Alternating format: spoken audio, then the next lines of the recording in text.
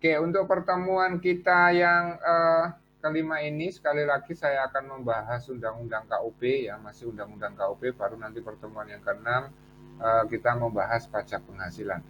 Nah, untuk Undang-Undang KUP yang sudah kita bahas terakhir, yaitu penagihan pajak. Seingat saya, materi terakhir tentang KUP itu adalah tentang penagihan pajak, yaitu mulai pasal 18 sampai pasal 24. Nah, untuk materi hari ini saya akan menjelaskan Undang-Undang KUP yang berhubungan dengan keberatan dan banding, kemudian peradilan pajak, sengketa pajak, dan seterusnya, ya.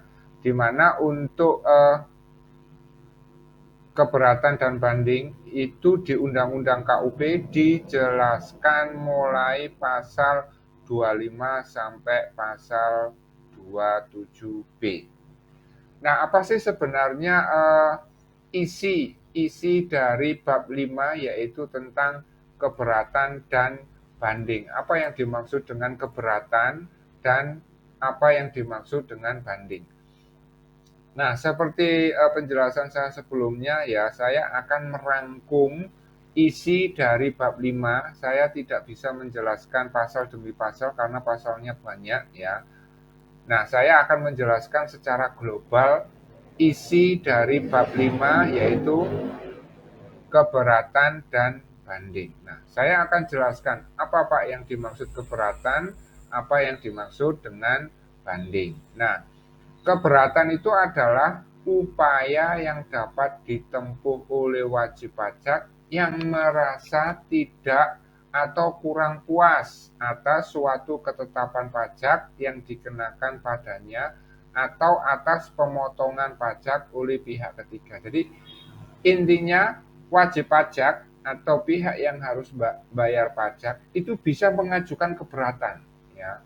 Keberatan atas apa? Atas suatu ketetapan pajak yang dikenakan padanya. Ingat kemarin, ya, pihak Dirjen Pajak itu bisa saja melakukan pemeriksaan pajak. Oke. Nah, dari hasil pemeriksaan pajak yang dilakukan oleh Dirjen Pajak itu, maka Dirjen Pajak akan mengeluarkan surat ketetapan pajak. Oke. Nah, surat ketetapan pajak itu ada yang namanya SKPKB. Masih ingat kepanjangan SKPKB apa? Surat ketetapan pajak kurang bayar. Surat ketetapan pajak kurang bayar. Kalau SKPKBT, ini bukan L, ya. SKPKBT. Kepanjangannya? Surat ketetapan pajak kurang bayar tambahan. Yes, itu. Jadi logikanya gini. Keberatan itu logikanya gini, ya. Dirjen Pajak itu secara rutin, ya, akan melakukan pemeriksaan pajak. Pemeriksaan pajaknya itu nanti random, ya. Random itu maksudnya dalam menentukan wajib pajak pihak Dirjen Pajak secara random. Katakanlah LIPA pegawainya PTA, ya. Dan kebetulan pada tahun ini atau bulan ini Dirjen Pajak akan melakukan pemeriksaan pada PTA tersebut, ya, di mana LIPA adalah staf pajaknya. Maka pegawai Dirjen Pajak akan melakukan pemeriksaan atas catatan-catatan, data-data dari perusahaannya LIPA sehubungan dengan pajak. Nah, setelah melakukan pemeriksaan tersebut, maka Dirjen Pajak akan mengeluarkan surat ketetapan pajak. Entah itu surat yang diterbitkan SKPKB, SKPKBL, SKPKBT, SKPN, atau SKPLB. SKPLB itu surat ketetapan pajak lebih bayar, ya. Nah, misalnya yang ditetapkan oleh Dirjen Pajak atas hasil pemeriksaan di perusahaannya LIPA itu adalah surat ketetapan pajak kurang bayar. Artinya, pihak Dirjen Pajak menganggap perusahaan itu kurang membayar pajak. Oke, dari sini paham nggak kira-kira? Paham, Pak. Nah, tapi LIPA merasa bahwa hitung-hitungan pajaknya itu sudah benar. pajaknya yang sudah dibayarkan itu sudah benar. Kenapa pegawai pajak masih menganggap kurang bayar? Nah, LIPA dalam hal ini bisa saja mengajukan keberatan atas surat ketetapan pajak SKPKB yang dikeluarkan oleh Dirjen Pajak. Paham nggak maksud saya? Paham, Pak. Oke, jadi Pak, itu nanti suratnya seperti apa ya? SKP, Nanti untuk suratnya ada formatnya sendiri atau? iya, suratnya ini sudah ada sendiri dan yang membuat SKPKB ini adalah Dirjen Pajak, bukan kita. Seperti itu. Jadi semacam surat ya yang mengatakan bahwa Anda kurang bayar. Intinya seperti itu. Dan yang membuat SKPKB ini bukan kita, bukan kamu, tapi Dirjen Pajak setelah melakukan pemeriksaan tadi, gitu loh. Paham? Iya, Pak. Oke, sip. Nah, keberatan ini tata cara melakukan keberatan ya. Misalnya LIPA enggak lah, pajak saya itu sudah benar, yang saya bayarkan itu sudah pas, enggak mungkin kurang bayar. Nah, kalau misalnya LIPA mau mengajukan keberatan, maka tata cara aturan di dalam melakukan keberatan tadi itu diatur di Undang-Undang KUP mulai pasal 25 seperti itu. Ya, kita lihat pasal 25. Oke, sebentar ada yang join. Oh ya. Oke. Kita lihat pasal 25. Ya. Wajib pajak dapat mengajukan keberatan kepada atau hanya kepada Direktorat Jenderal Pajak atas suatu surat ketetapan kurang bayar, surat ketetapan pajak kurang bayar tambahan, dan seterusnya dan seterusnya. Ya, maka kalau kita merasa nggak puas dengan SKPKB yang dikeluarkan oleh Dirjen Pajak, maka kita bisa mengajukan keberatan. Itu diatur di pasal 25. Nah, kemudian di pasal 25 ayat 2 disebutkan bahwa keberatan harus diajukan secara tertulis dalam bahasa Indonesia dengan mengemukakan jumlah pajak yang terhutang, jumlah pajak yang dipotong atau dipungut, atau jumlah rugi menurut perhitungan wajib pajak dengan disertai alasan yang menjadi dasar perhitungannya. Jadi Anda mengajukan keberatan itu dilakukan dengan cara mengajukan secara tertulis. Ya, keberatannya itu dibuat secara tertulis dalam bahasa Indonesia dan data-data tentang jumlah pajak yang terhutang menurut Anda dan data-data yang lainnya itu disertakan juga ya, disertakan juga. Oke, paham? Oke. Kemudian di ayat 3 disebutkan keberatan harus diajukan dalam jangka waktu 3 bulan sejak tanggal dikirimnya surat ketetapan pajak. Logikanya gini, misalnya surat ketetapan pajak yang dikeluarkan oleh Dirjen Pajak yang melakukan pemeriksaan tadi itu tanggal 1 Januari. Tanggal 1 Januari. Maka keberatannya itu maksimal harus diajukan 3 bulan berikutnya. Maksimal 3 bulan berikutnya. Oke. Berarti mulai ngitungnya Januari, Februari, Maret. Berarti akhir Maret itu adalah batas waktu pengajuan keberatan. Gitu loh maksud saya. Karena SKP-nya itu surat ketetapan pajaknya itu dikeluarkan tanggal 1 Januari. Berarti 3 bulan setelah dikeluarkannya surat ketetapan pajak tadi. Berarti ngitungnya 3 bulan berikutnya adalah Januari dihitung sebagai 1 bulan, Februari dan Maret. Berarti akhir Maret adalah batas akhir pengajuan keberatan. Oke, dari sini paham? Paham, Pak. Paham ya. Nah, pasal-pasal tentang keberatan itu mulai pasal 25 sampai pasal 26A sampai pasal 26A. Nah, tata cara pengajuan dan penyelesaian keberatan, nah ini aturan tambahan ya. Jadi gini, di Undang-Undang KUP itu tidak dijelaskan secara detail anak-anak ya. Jadi tidak dijelaskan secara detail, tapi hanya dibahas pokok-pokoknya saja. Kalau ada penjelasan lebih lanjut mengenai keberatan tersebut, biasanya diatur dengan peraturan lain ya. Bisa peraturan Menteri Keuangan, bisa dalam bentuk peraturan pemerintah atau dalam bentuk peraturan Dirjen Pajak ya. Jadi peraturan Menteri Keuangan ini membahas lebih detail tentang tata cara pengajuan dan penyelesaian keberatan. Seperti itu.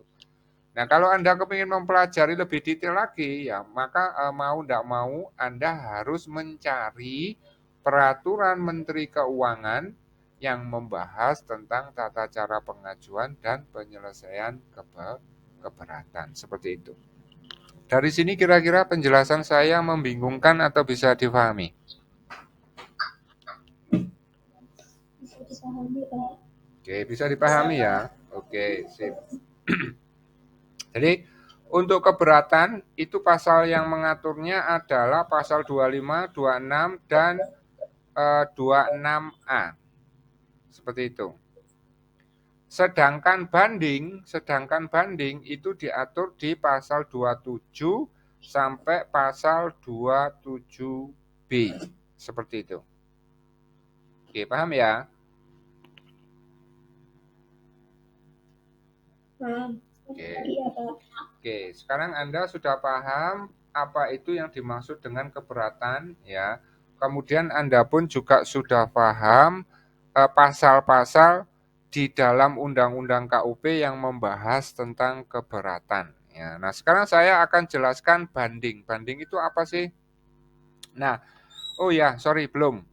Nah, di sini disebutkan pengajuan keberatan harus dilakukan sesuai dengan prosedur ya yang telah ditetapkan. Nah, prosedurnya gimana Pak? Ya, seperti yang ditetapkan di Undang-Undang KUP tadi ya. Yang pertama, pengajuan keberatan itu ditujukan kepada Direktorat Jenderal Pajak. Kemudian pengajuan keberatannya itu harus tertulis dalam bahasa Indonesia, dilampiri dengan hitung-hitungan Anda tentang jumlah pajak yang terhutang. Kemudian batas waktunya 3 bulan. Nah, itu adalah prosedur dari pengajuan keberatan ya.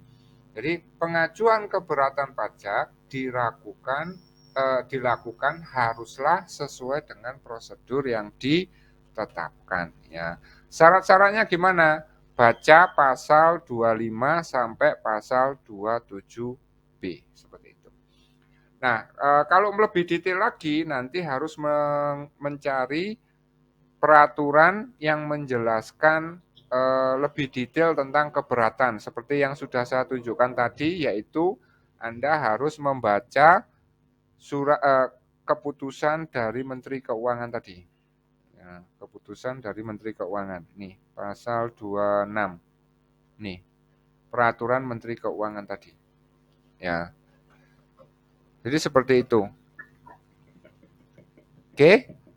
Dari sini ada yang mau tanyakan?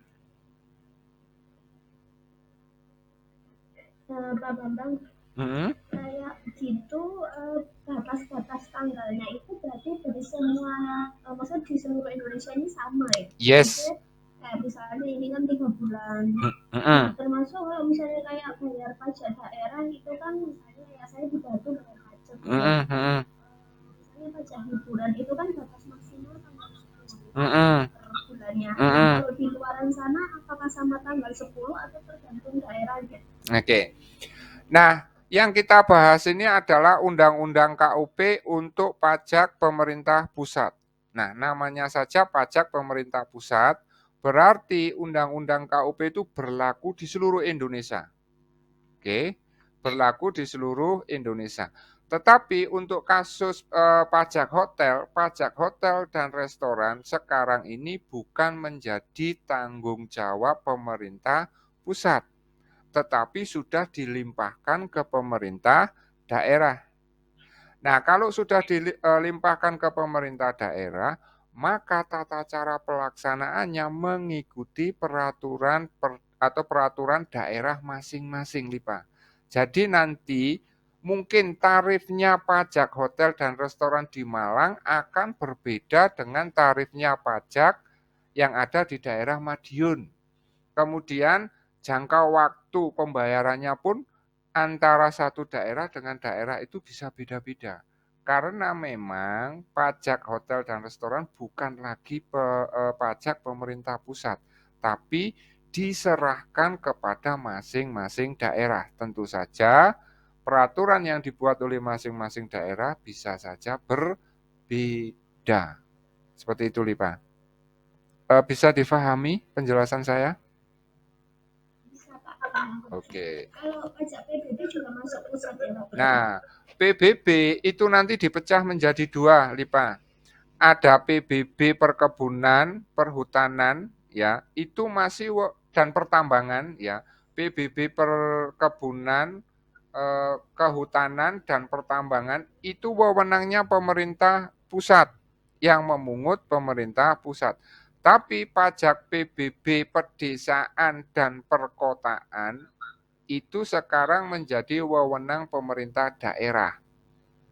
Ya, berarti nanti khusus untuk PBB pedesaan dan perkotaan nanti aturannya itu diatur oleh Perda dan otomatis aturan Perda suatu daerah dengan daerah lain nanti berbeda.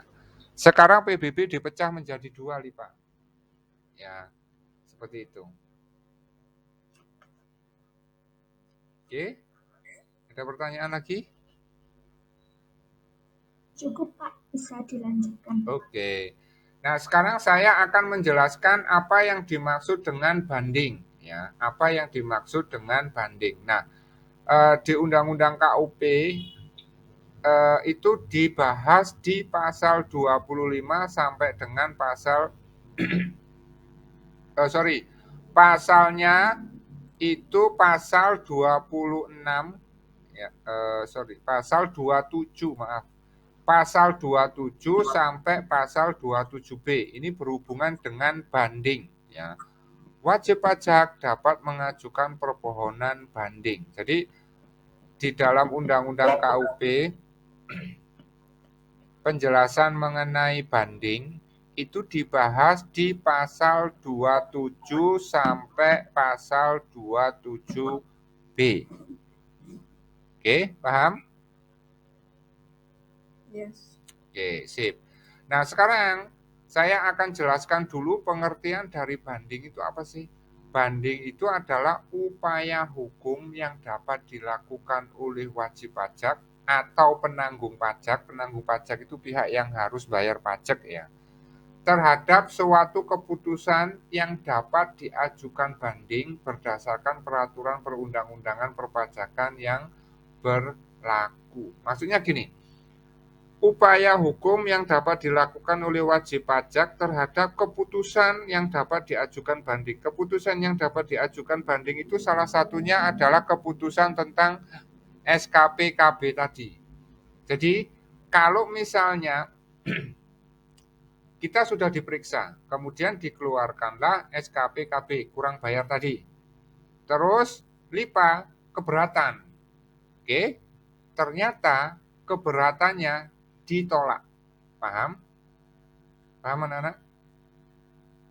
Paham Pak. Nah, LIPA bisa mengajukan banding, ya, bisa mengajukan banding atas penolakan keberatan yang LIPA ajukan. Oke. Nah, pengajuan banding itu dapat dilakukan melalui peradilan pajak. Jadi di Indonesia itu ada yang namanya peradilan pajak. Ya. Nah, kebetulan saya punya video, ya, nanti akan saya putar, di mana video itu adalah simulasi dari proses keberatan dan pengajuan banding ya. Jadi di situ nanti ada wajib pajak ya, dia punya usaha, kemudian setelah diperiksa oleh pajak dikeluarkanlah surat ketetapan pajak. Dia keberatan ya, kemudian ditolak dan seterusnya nanti mengajukan banding. Bandingnya ke pengadilan pajak, tetapi sayangnya pengusaha tersebut atau wajib pajak tersebut kalah di pengadilan pajak. Jadi untuk memberikan rasa adil kepada wajib pajak ya, maka muncullah ide atau muncullah suatu gagasan untuk membuat yang namanya peradilan pajak ya. Jadi di peradilan pajak di situ itu nanti wajib pajak ya akan berardu argumen dengan pihak pengadilan ya, pihak pengadilan. Nah, nanti pihak pengadilan akan gampangannya debat dengan wajib pajak. Nah, dari situ nanti kalau misalnya wajib pajak itu kalah, ya sudah, maka dia harus menuruti surat ketetapan pajak tadi karena dia kalah. Seperti itu. Nah, biasanya wajib pajak itu akan didampingi oleh konsultan pajak ya, oleh konsultan pajak di pengadilan. Jadi konsultan pajaknya itu seperti lawyer lah ya. Kayak misalnya ada artis yang kena kasus kemudian dikenakan tindak pidana. Nah, dia kan biasanya nyewa lawyer, ya kan, untuk mendampingi dia ya di pengadilan tersebut. Paham nggak maksud saya, Nana? Iya, Pak. Oke. Jadi banding itu adalah upaya hukum yang dilakukan oleh wajib pajak kalau keberatan yang ia ajukan ditolak. Ditolak, maka dia bisa mengajukan banding ke pengadilan pajak seperti itu. Ya. Nah, peradilan pajak itu apa pengertiannya? Peradilan pajak adalah badan peradilan yang melaksanakan kekuasaan kehakiman di Indonesia bagi wajib pajak atau penanggung pajak yang mencari keadilan terhadap sengketa pajak seperti itu. Jadi di Indonesia itu nanti ada banyak sekali peradilan ya. Bukan hanya peradilan di bidang tindak pidana ya. Yang kita tahu di TV-TV itu kan kalau ada orang mencuri, ada orang korupsi, orang membunuh dan seterusnya kan. Tapi jarang sekali diekspos di televisi tentang peradilan pajak seperti itu. Jadi peradilan pajak itu ada seperti itu. Oke, dari sini kira-kira bisa difahami penjelasan saya?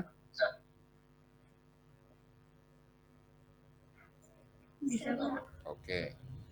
Nah, saya sudah menjelaskan apa itu keberatan, apa itu banding, ya, apa itu peradilan pajak. Nah, di sini saya ingin menjelaskan lagi tentang sengketa pajak. Apa sih sengketa pajak itu? Nah, pengertian sengketa pajak itu adalah sengketa yang timbul di bidang perpajakan antara wajib pajak dengan pejabat yang berwenang.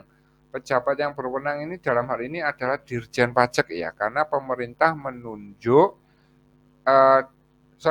pemerintah dalam hal ini tuh diwakili Menteri Keuangan ya, diwakili oleh Menteri Keuangan menunjuk Dirjen Pajak untuk menangani pemungutan pajak ya. Jadi Dirjen Pajak itu berada di bawahnya Menteri Keuangan. Ya, Menteri Keuangan memberikan mandat, memberikan wewenang kepada Dirjen Pajak untuk membantunya di dalam melakukan kegiatan pemungutan pajak seperti itu.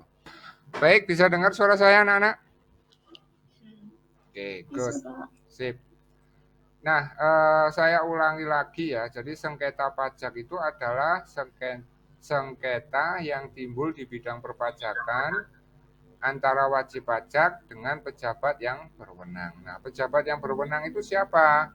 Dalam hal ini adalah Dirjen Pajak ya. Nah, sengketa itu berhubungan dengan dikeluarkannya keputusan yang dapat diajukan banding atau gugatan kepada peradilan pajak. Contoh keputusan yang dapat disengketakan itu adalah surat ketetapan pajak tadi, gitu loh. Oke, paham nggak maksud saya? Iya, Pak. Iya, Pak. Oke, sip. Nah, sekarang Anda sudah paham peradilan pajak, sudah paham sengketa pajak. Oke, ya. Pahamkah dari sini anak-anak? Iya, Pak. Oke, good. Berarti keberatan pajak, keberatan dan banding Anda sudah paham. Oke, satu hal lagi yang ingin saya perjelas anak-anak ya, bahwa wajib pajak itu diberikan hak, ya, diberikan hak oleh pemerintah, ya. Jadi pemerintah itu tidak hanya memungut pajak saja, ya, meminta kewajiban wajib pajak untuk bayar pajak saja, tapi pemerintah juga memberikan hak kepada wajib pajak, ya. Nah, beberapa di antara hak yang diberikan oleh pemerintah, ya, terhadap wajib pajak itu ada 5, ya. Wajib pajak memiliki hak untuk menerima kelebihan pembayaran pajak. Jadi kalau wajib pajak itu kelebihan membayar pajak, maka dia punya hak untuk mengambil kelebihan pembayaran pajak tersebut, ya. Istilahnya masih ingat? Istilahnya yang dipakai kalau misalnya kita kelebihan bayar pajak, terus kelebihan itu kita ambil atau kita minta kembali, itu disebut apa? Restitusi. Oh, betul kan tadi? Restitusi itu adalah kita meminta kembali pembayaran pajak. Jadi kita punya hak untuk meminta kembali kelebihan pembayaran tersebut, ya. Kemudian hak yang kedua yang dimiliki oleh wajib pajak itu adalah hak untuk mengajukan keberatan atau banding, ya, terhadap surat ketetapan tadi. Jadi kita memang dikasih hak. Kalau misalnya Anda merasa keberatan, ya Anda punya hak untuk mengajukan keberatan. Jika keberatan Anda ditolak, maka Anda masih punya hak lagi untuk banding, gitu loh. Ya, itu memang hak kita. Jadi kalau misalnya nanti wajib pajak itu merasa belum puas, ya, merasa tidak puas, maka kita bisa melakukan keberatan atau banding. Nah, untuk kasus pajak daerah, ya, untuk kasus pajak daerah saya masih belum melihat peraturannya secara detail, ya. Apakah mereka juga memberikan hak kepada si pembayar pajak itu tentang keberatan atau banding, ya, seperti itu. Karena pajak daerah itu peraturannya masih agak sedikit bulat, ya, berbeda dengan pajak pemerintah pusat. Karena pajak pemerintah pusat itu peraturannya sudah semakin detail, ya, sehingga kita bisa dengan mudah memahami peraturan-peraturan tersebut. Tapi untuk pajak pemerintah daerah itu masih agak ribet, ya. Saya masih menemukan sedikit sekali peraturan yang berhubungan dengan pajak pemerintah daerah. Mungkin LIPA, ya, mungkin LIPA yang sudah berkali-kali melakukan pembayaran pajak, mungkin pernah mengajukan keberatan LIPA? Belum pernah sih, Pak. Saya terima-terima aja. Oh gitu, ya. Nah, saya peraturan pemerintah daerahnya tentang pajak hotel dan restoran itu saya masih belum dapat, ya. Nanti kalau misalnya saya sudah dapat, pastilah akan saya share. Karena fokus kita saat ini itu kita belajar pajak pemerintah daerah, ya. Jadi masih ingat kan bahwa pajak itu kalau dikelompokkan berdasarkan siapa yang memungut, maka pajak itu dikelompokkan menjadi 2, yaitu pajak pemerintah pusat dan pajak pemerintah daerah. Ya, pajak pemerintah daerah nanti dipecah lagi, ya, pajak pemerintah daerah provinsi dan pajak pemerintah daerah kota ataupun kabupaten. Provinsi pun juga memungut pajak.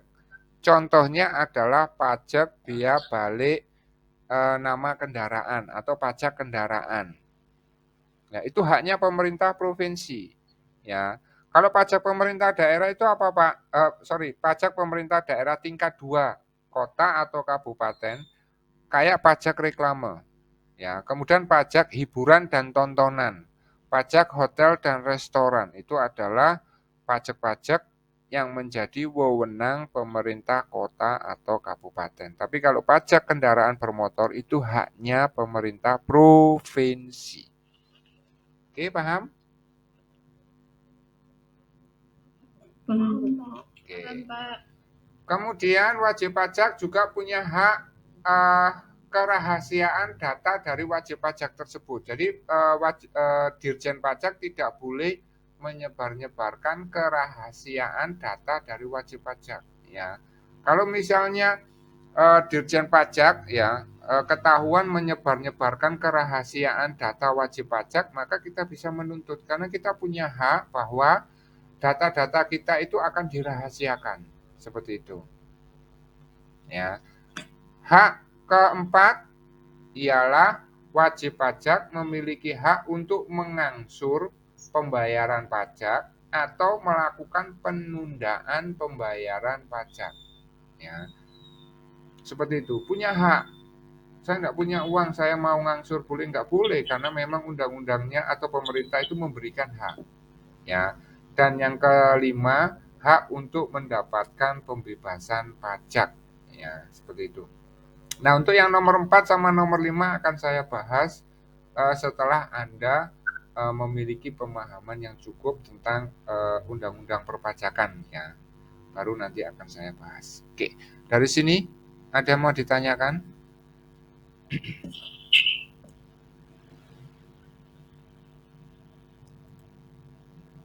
Ada? Belum ada, Pak. Oke. Berarti keberatan dan banding sudah saya jelaskan. Ya, sudah saya jelaskan. Oke. Kemudian saya akan melanjutkan tentang pembukuan dan pemeriksaan ya. Pembukuan dan pemeriksaan. Nah, di dalam pasal 828 sampai pasal 31 di Undang-Undang KUP itu dibahas tentang pembukuan dan pemeriksaan. Nah, di dalam pasal-pasal disebut itu disebutkan bahwa disebutkan kewajiban untuk menjalankan pembukuan atau pencatatan bagi orang pribadi yang menjalankan usaha atau wajib pajak yang berbentuk badan ya.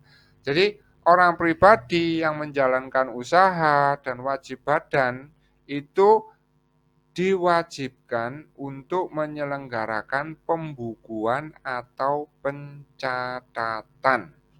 Ya, seperti itu.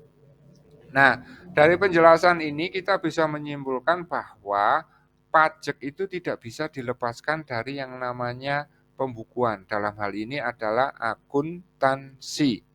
Ya, pasti kalau kalian kuliah di Fakultas Ekonomi ya, di Fakultas Ekonomi di kampus manapun itu pasti ada materi pajak dan akuntansi ya. Dua-duanya itu seperti ibaratnya itu suami istri lah ya, suami istri. Ada pajak, ada akuntansi. Ya, ada akuntansi, ada pajak. Nah, hal ini kenapa kok pajak itu selalu berhubungan erat dengan akuntansi? Karena catatan-catatan akuntansi itulah yang digunakan sebagai alat untuk menentukan besarnya pajak yang harus dibayarkan oleh wajib pajak yang menjalankan usaha. Jadi catatan akuntansi itulah yang digunakan sebagai dasar untuk menghitung pajak. Ya, kalau tidak ada catatan akuntansi, ya maka otomatis kita tidak bisa menentukan besarnya pajak ya.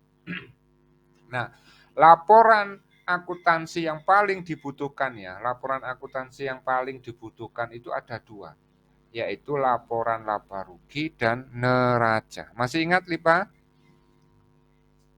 Tentang jenis-jenis laporan keuangan? Masih, Pak. Ya, oke. Laporan keuangan yang nantinya akan digunakan sebagai perhitungan itu atau yang paling dibutuhkan ya dalam hubungannya dengan pajak itu adalah laporan laba rugi dan neraca seperti itu. Ya.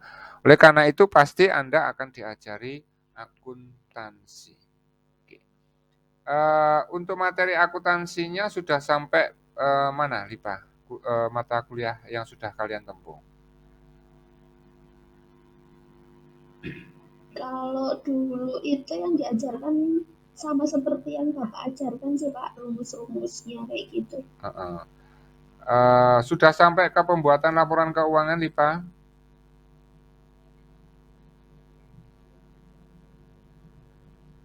Belum Pak. Belum ya. Jadi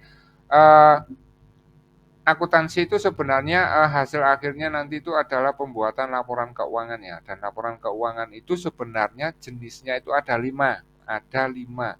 Tapi yang dulu saya ajarkan itu cuma 3, laporan laba rugi, perubahan modal, dan neraca. Sebenarnya masih ada 2 lagi ya. Nah, setahu saya itu di kampus-kampus S1 itu pasti diajarkan ya. Ada 5 laporan jenis 5 jenis laporan keuangan ya. Oke. Jadi pembukuan itu adalah pencatatan ya tentang aktivitas perusahaan ya. Setiap kali perusahaan melakukan aktivitas jual beli, kemudian melakukan aktivitas penerimaan uang dari melakukan penjualan barang, itu harus dicatat ya. Alat untuk mencatat itu namanya akuntansi. Nah, dari akuntansi itu nanti akan digunakan sebagai dasar perhitungan besarnya pajak yang harus dibayar. Nah, di dalam Undang-Undang KUP itu dibahas di pasal 28 sampai pasal 23 ya, pasal 28 sampai pasal 23. Wajib pajak orang pribadi yang melakukan kegiatan usaha atau pekerjaan bebas. Nah, pekerjaan bebas ini nanti saya jelaskan ya, ketika saya membahas PPh pasal 21 ya. Karena PPh pasal 21 nanti ada hubungannya dengan pekerjaan bebas. Jadi, wajib pajak orang pribadi yang melakukan usaha atau pekerjaan bebas dan wajib pajak badan di Indonesia wajib menyelenggarakan pembukuan. Nah, seperti itu. Jadi diatur di dalam pasal 28 ya sampai pasal 31. Oke, seperti itu. Kemudian setelah Anda paham tentang pembukuan apa, kemudian pemeriksaan. Pak, itu setelah toko kelontong juga harus kayak gitu Pak. Nah, oke. Nah, untuk usaha orang pribadi yang menjalankan usaha yang dikenai kewajiban ya untuk menyelenggarakan pembukuan atau pencatatan itu tidak semuanya ya. Hanya wajib pajak yang peredaran bruto di atas 4,8 M. Ya, di atas 4,8 M baru dia diwajibkan ya.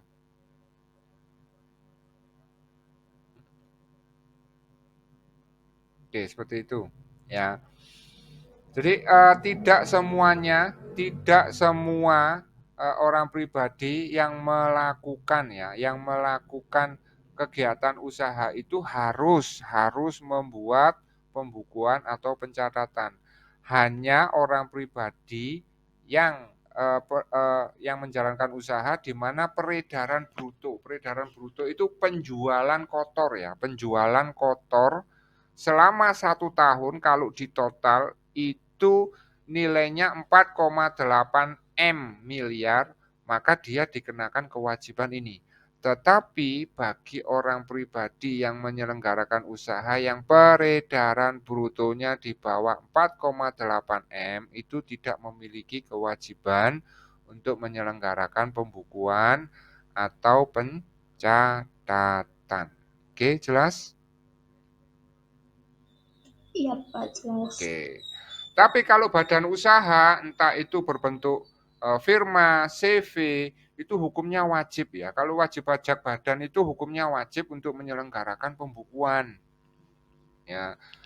Kalau untuk orang pribadi yang memiliki usaha, itu ada pengecualiannya. Di bawah 4,8 M nggak usah, ya nggak wajib. Di atas 4,8 M hukumnya wajib untuk menyelenggarakan pembukuan atau pencatatan. Seperti itu. Oke. Ada yang ditanyakan lagi? Saya sangat senang kalau ditanya-tanyai. Itu dulu, Pak. Itu dulu, oke. Ini Sutojo masih belum bisa join ya? Maksudnya belum bisa ikut perkuliahan ya? Belum, Pak. Ini saya tulis izin atau gimana ya? Soalnya kan saya harus mengisi absensi. Iya, Pak, masuk izin. Izin aja. Terus Andreas juga izin, ya kan? Izin, iya. Terus Aristus Randalande ini tadi kayaknya join. Ada, Pak, ada. Ada ya? Oke. Ada. Terus Saidah ya ini ya?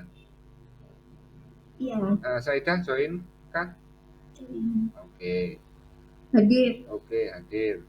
Khalifa hadir. Lupa hadir. Hadir. Mulyadi Izin, Pak. izin. Dan yang terakhir Nugroho juga izin. Iya. Oke. Sip. Oke, baik. Saya lanjutkan ya. Jadi pembahasan tentang pembukuan sudah, pemeriksaan. Nah, saya akan jelaskan pemeriksaan ya.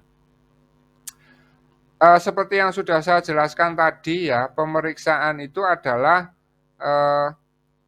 apa ya? Hal rutin yang dilakukan oleh petugas pajak untuk melakukan pemeriksaan terhadap catatan-catatan perusahaan ya. Nah, tujuannya apa? Tujuan dari pemeriksaan itu adalah guna menguji kepatuhan wajib pajak terhadap peraturan perpajakan. Apakah dia dalam menghitung pajaknya itu sudah mengikuti peraturan perpajakan, gitu loh maksudnya. Jadi pemeriksaan yang dilakukan oleh petugas pajak itu dilakukan secara rutin dan random ya. Setahu saya itu random. Ya, karena enggak mungkin semua wajib pajak perusahaan itu diperiksa tiap tahunnya secara rutin karena jumlah petugas pajaknya itu masih kurang banyak dibandingkan dengan wajib pajak ya, sehingga hanya wajib-wajib pajak tertentu saja yang akan dilakukan pemeriksaan. Biasanya wajib pajak yang omset penghasilannya itu besar-besar ya, tinggi-tinggi itu biasanya secara rutin dilakukan pemeriksaan pajak. Nah, tujuannya apa? Untuk mengetahui kepatuhan wajib pajak tersebut terhadap peraturan perpajakan. Apakah mereka dalam menghitung pajak, melaporkan pajak, membayar pajaknya itu sudah sesuai dengan peraturan perpajakan. Ya. Seperti itu. Jadi dilakukanlah yang namanya pemeriksaan pajak. Seperti itu. Oke, paham ya? Itu yang dimaksud dengan pemeriksaan. Oke. Kemudian akan saya lanjutkan ke materi tentang ketentuan pidana. Nah, ketentuan pidana itu diatur di dalam bab 8 ya, diatur di dalam bab 8. Nah, ini pasalnya banyak, yaitu mulai pasal 38 sampai pasal 43. Ini membahas tentang ketentuan pidana ya. Nah, saya jelaskan ketentuan pidana itu apa. Ya, ketentuan pidana ini mengatur tentang pelanggaran-pelanggaran di dalam bidang pajak yang dapat dikenakan sanksi pidana. Jadi, ketentuan pidana itu di dalam pasal ketentuan pidana itu membahas tentang pelanggaran-pelanggaran apa saja sih? Pelanggaran-pelanggaran di bidang perpajakan apa saja sih yang nantinya dapat dikenakan sanksi pidana, seperti itu. Ya. Contoh pelanggaran yang dapat dikenakan sanksi pidana itu adalah menyampaikan SPT tetapi isinya itu tidak benar atau tidak lengkap atau melampirkan keterangan yang isinya tidak benar yang dapat merugikan negara, maka dapat dikenakan sanksi pidana. Jadi di ketentuan pidana ini ya, di ketentuan pidana ini intinya pasal-pasal ini membahas tentang pelanggaran-pelanggaran di bidang perpajakan apa saja sih yang dapat dikenakan sanksi pidana. seperti itu. Ya. Contohnya kita lihat saja di pasal 38 ya. Setiap orang yang karena kealpaannya tidak menyampaikan surat pemberitahuan atau menyampaikan surat pemberitahuan tetapi isinya tidak benar, tidak lengkap atau melampirkan keterangan yang isinya tidak benar sehingga dapat menimbulkan kerugian pada pendapatan negara didenda paling sedikit 1 kali jumlah pajak yang terhutang ya, yang tidak atau kurang bayar dan paling banyak 2 kali jumlah pajak yang terhutang yang tidak atau yang kurang dibayar atau dipidana kurungan paling singkat 3 bulan dan paling lama 1 tahun. Ya, paham maksud saya ya?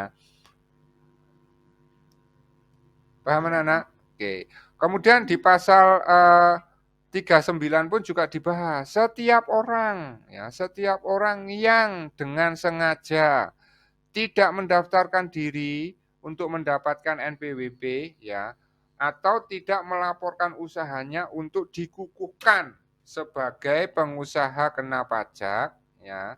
Kemudian menyalahgunakan atau menggunakan tanpa hak nomor NPWP atau pengukuhan kena pajak, tidak menyampaikan surat pemberitahuan,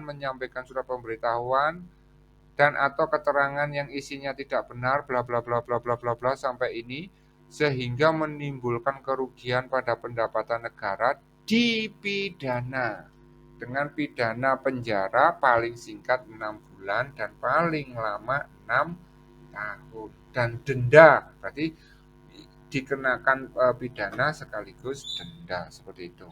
Ya, jadi di pasal-pasal ini berhubungan dengan tindakan-tindakan pidana yang berhubungan dengan perpajakan ya, bukan tindakan pidana yang sering Anda lihat di TV kayak membunuh, kayak mencuri, kayak korupsi. Nah, itu bukan itu yang dimaksud. Tindakan pidana itu bukan hanya di bidang kriminalitas saja ya. Di bidang perpajakan pun ada yang namanya tindakan pidana. Seperti itu. Oke, paham anak-anak? Paham, Pak. Oke, sip. Kemudian di sini saya menjelaskan tentang sanksi sebenarnya ya.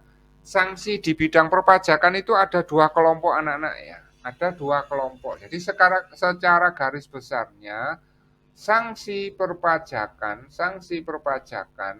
itu dapat dibedakan menjadi 2 kelompok, yaitu sanksi administrasi dan sanksi pidana. Ingat-ingat ya. Jadi sanksi di bidang perpajakan itu dikelompokkan menjadi 2, yaitu sanksi administrasi dan sanksi pidana.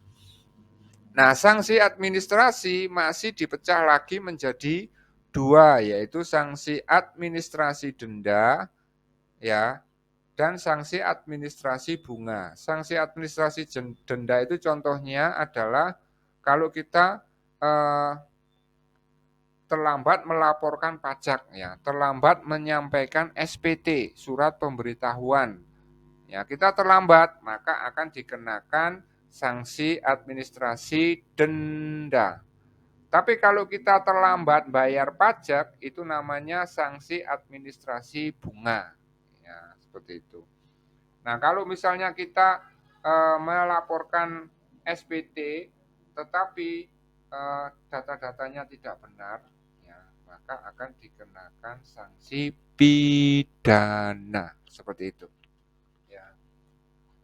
Nah, tujuan utama dari pemberian sanksi ini adalah agar wajib pajak itu taat, ya, taat terhadap peraturan perundang-undangan. Kalau tidak ada sanksi seperti ini, ya, maka saya yakin wajib pajak itu akan selalu melanggar aturan-aturan perpajakan, gitu loh. Sama lah kalau kalian ya berboncengan sepeda 3 orang, kemudian 3-tiganya enggak pakai helm. Kemudian Anda membawa sepeda itu di jalan raya. Pasti nanti akan kena tilang kan? Benar enggak? Betul. Nah, apalagi nggak punya SIM. apalagi enggak punya SIM ya. sanksinya itu yaitu SIM Anda akan diambil ya. Anda harus mengikuti sidang pelanggaran tersebut. Nah, tujuannya apa? Kok ditetapkannya peraturan tersebut? Toh sepeda yang saya naiki kan sepeda-sepeda saya sendiri. Saya belinya kan pakai uang-uang saya sendiri, ya kan? Kalau jatuh ya itu urusan saya, ya kan? Tapi kenapa kok ada aturan tersebut? Ya, kenapa kok harus ada sanksi tersebut? Nah, sanksi tersebut itu tujuannya agar masyarakat itu tidak melakukan tindakan seperti itu. Ada efek jerahnya gitu loh. Ya. Jadi sebenarnya sanksi-sanksi yang diberikan itu adalah untuk membuat warga atau wajib pajak mematuhi peraturan. Nah, peraturan dibuat itu untuk apa? Untuk menjaga ketertiban ya. Kalau kamu misalnya seenaknya sendiri seperti itu ya berarti Anda akan melanggar ketertiban ya. Kalau dibiarkan terus maka orang lain juga akan ikut melanggar ya. Oleh karena itu harus ada tindakan tegas seperti itu. Jadi diingat-ingat sanksi di perpajakan itu ada dua ya, sanksi administrasi dan sanksi pidana seperti itu ya. Nah nanti saya contoh-contohkanlah jenis-jenis sanksi pidana ya. Untuk sementara ini kita pahami terlebih dahulu peraturan undang-undang KUP-nya ini secara umum dulu ya. Baru nanti kalau Anda sudah memiliki ya bekal yang cukup, saya akan menjelaskan yang lebih detail dan lebih banyak lagi ya, seperti itu. Karena materi yang akan saya bahas itu masih banyak ya yang berhubungan dengan pajak. Oleh karena itu saya harus bisa ibaratnya itu membagi waktu agar materi yang saya sampaikan bisa tersampaikan semuanya ya. Ini masih banyak ya. Pertemuan 6, 7. Nah, pertemuan yang ke-8-nya nanti UTS seperti itu. Ya. Jadi materi-materi yang akan kita bahas itu masih banyak anak-anak ya, seperti itu. Kemudian setelah Anda paham tentang pembukuan pemeriksaan sudah, ketentuan pidana sudah, yang terakhir berhubungan dengan penyidikan ya, penyidikan. Ya. Pak, apakah ada bedanya penyidikan sama pemeriksaan? Ada. Ya, habis ini saya jelaskan. Jadi bab yang terakhir yang akan kita bahas tentang Undang-Undang KUP itu berhubungan dengan penyidikan ya. Kalau ketentuan peralihan ini gampang ya, gampang ya. Ketentuan khusus ini gampang. Yang pokok-pokok saja yang saya bahas dulu di Undang-Undang KUP. Terakhir kita akan membahas tentang penyidikan ya. Oke. Penyidikan pajak. Nah, penyidikan itu apa sih, Pak? Penyidikan itu adalah proses lanjutan dari pemeriksaan pajak ya. Jika diketemukan bukti-bukti awal adanya tindakan penyelewengan pajak. Jadi penyidikan dilakukan setelah adanya pemeriksaan pajak. Jadi gini, kalau misalnya pas waktu memeriksa pajak ya, nah pemeriksaan pajak tadi kan tujuannya untuk mengetahui kepatuhan dari wajib pajak. Tapi ketika lakukan pemeriksaan, ditemukan bukti-bukti bahwa ada tindakan pidana atau ada tindakan pidana yang berhubungan dengan pajak. Ya, ada penyelewengan pidana yang berhubungan dengan pajak. Maka kalau setelah pemeriksaan itu pihak pemeriksa pajak itu menemukan bukti-bukti, wah ini kayaknya ini ada pelanggaran pidana di bidang perpajakan, maka petugas pajak tadi bisa melakukan tindakan penyidikan. Jadi proses penyidikan itu merupakan tindak lanjut dari pemeriksaan pajak jika diketemukan bukti-bukti adanya penyelewengan tindakan pidana di bidang perpajakan, gitu loh ya. Tapi kalau ketika diperiksa itu ternyata oh ya ini dia patuh, hitung-hitungannya sudah mengikuti peraturan perundang-undangan yang berlaku, ya sudah tidak akan dilakukan penyidikan. Tapi kalau ketika diperiksa itu banyak masalah ya dan kemudian ada indikasi ada penyelewengan tindak pidana di bidang perpajakan, maka Setelah melakukan pemeriksaan pajak, petugas pajak bisa melakukan penyidikan. Ya, seperti itu. Paham kira-kira anak-anak? Paham ya? Nah, untuk lebih detailnya apa perbedaan antara pemeriksaan pajak dengan penyidikan pajak? Nah, kalau pemeriksaan pajak itu tujuannya itu untuk mengetahui kepatuhan wajib pajak terhadap peraturan-peraturan pajak ya. Tapi kalau penyidikan pajak itu dilakukan untuk menemukan bukti-bukti tambahan, bukti-bukti yang lebih lengkap tentang tindak pidana di dalam perpajakan tadi. Jadi menindaklanjuti adanya penyelewengan ketika ada pemeriksaan gitu loh maksudnya. Kira-kira paham nggak anak-anak? Iya, Pak. Paham? Paham ya? Oke. Baik, kalau misalnya paham ya, berarti untuk materi KUP itu sudah saya jelaskan semuanya ya. Walaupun yang saya jelaskan itu globalnya yang saya jelaskan. Saya tidak menjelaskan pasal demi pasal karena memang keterbatasan waktu ya. Nanti pembahasan pasal demi pasalnya akan saya berikan, akan saya ajarkan kalau Anda sudah memiliki bekal yang cukup di perpajakan ya. Jadi materi tentang penjelasan KUP itu adalah cukup sampai ke penyidikan. Untuk pertemuan perpajakan berikutnya kita akan membahas yang namanya pajak penghasilan.